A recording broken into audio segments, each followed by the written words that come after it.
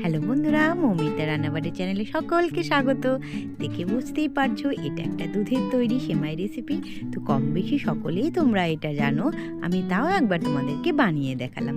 একদম সহজ উপায়, স্বল্প সময়, বাচ্চা বুড়ো সবাই খেতে পারে। তো চলো রেসিপিটা একবার দেখে নেওয়া যাক। হ্যালো বন্ধুরা, তোমরা সবাই কেমন আছো? আশা করি ভালো আছো, আমিও ভালো আছি। তো আজকে দেখতেই পাচ্ছ এটা কি, এটা দুধ জাল দিচ্ছি। আজকে হবে একটা দুধের রেসিপি।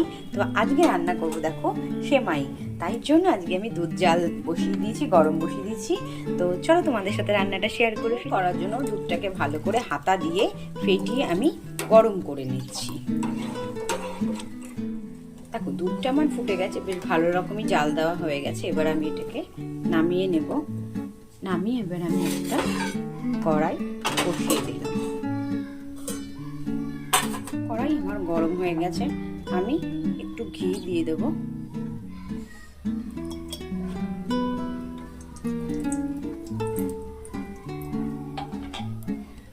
এবার আমি এই সেমাইগুলো একটু ঘিয়ে ভেজে নেব।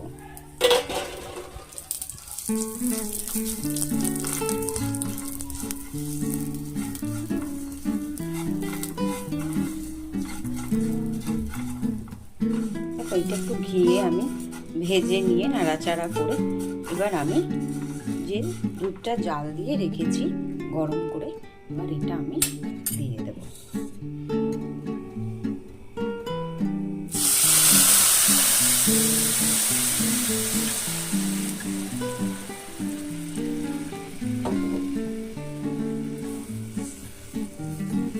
এবার আমি এটা কিছুক্ষণ হওয়ার জন্য বেশ আমি এটাকে ঢেকে দেব। দেখো 10 মিনিটের মতন হয়ে গেছে। এবার আমি ঢাকাটা তুলে নেব। বেশ সুন্দর ঘন হয়ে এসছে আর এটা সেদ্ধ হয়ে গেছে। এবার আমি এতে মিষ্টি দেব। এবার আমি একটু চিনি দিয়ে দেবো, দিয়ে নাড়াচাড়া করে নেব।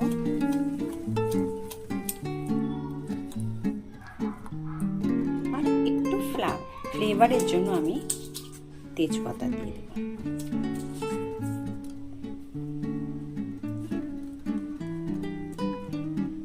আবার কিছুক্ষণের জন্য এটা হতে দেব।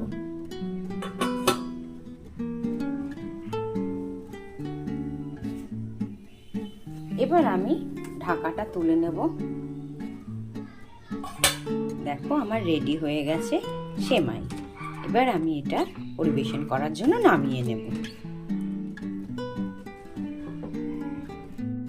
এবার আমি সেমাইটা এই পাত্রে ঢেলে নেব।